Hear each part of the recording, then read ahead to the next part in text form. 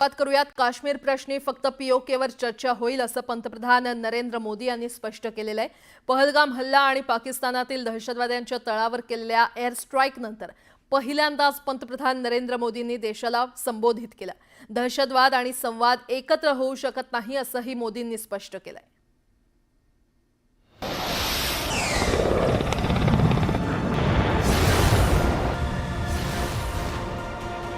पंतप्रधान नरेंद्र मोदींनी देशवासियांना संबोधित करताना पाकिस्तानला खडे बोल सुनावले।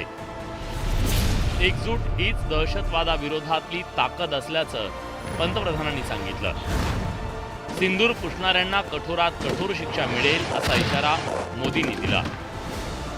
ऑपरेशन सिंदूर ही न्यायाची अखंड प्रतिज्ञा आहे असं सांगत पंतप्रधानांनी पाकिस्तानला आगामी काळातही चूक केल्यास असा धडा शिकवला जाईल असं परखडपणे सांगितलं।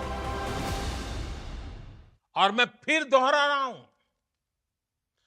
हमने पाकिस्तान के आतंकी और सैन्य ठिकानों पर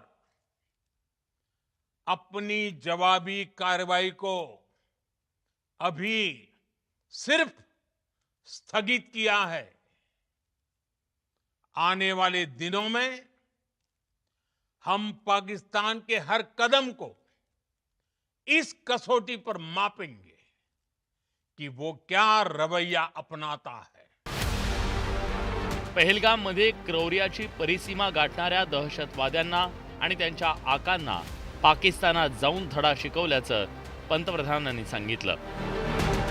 धडा शिकवणाऱ्या सैन्याला पंतप्रधानांनी सलाम केला। पाकिस्तानची आण्विक हल्ल्याची धमकी सहन करणार नाही, दहशतवाद्यांना गाडण्याची मोकळीक सैन्याला दिल्याचं पंतप्रधान मोदी म्हणाले। मैं आज विश्व समुदाय को भी कहूंगा, हमारी घोषित नीति रही है, अगर पाकिस्तान से बात होगी तो टेररिज्म पर ही होगी। अगर पाकिस्तान से बात होगी तो पाक ऑक्युपाइड कश्मीर पीओके उस पर ही होगी। भारत मोठा निर्णय घेऊ शकतो हे जगानं आपल्या सैन्याच्या पराक्रमातून पाहिल्याचं मोदींनी ठासून सांगितलं। भारतानं पाकिस्तानात घुसून त्यांच्या छातीवर घाव केले याकडे मोदींनी लक्ष वेधलं। भारत पर आतंकी हमला हुआ तो मुंह तोड़ जवाब दिया जाएगा। हम अपने तरीके से अपनी शर्तों पर जवाब देकर रहेंगे।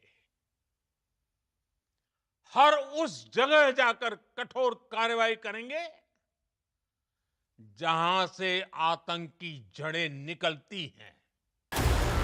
बदललेला भारत आता फक्त कठोर शब्दात निंदा करत नाही तर घरात घुसून कठोर प्रहार करतो हे जगानं पाहिलं।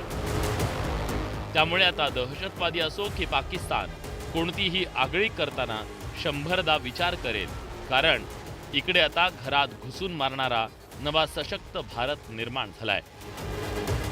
Bureau report, news 18 Lokmat.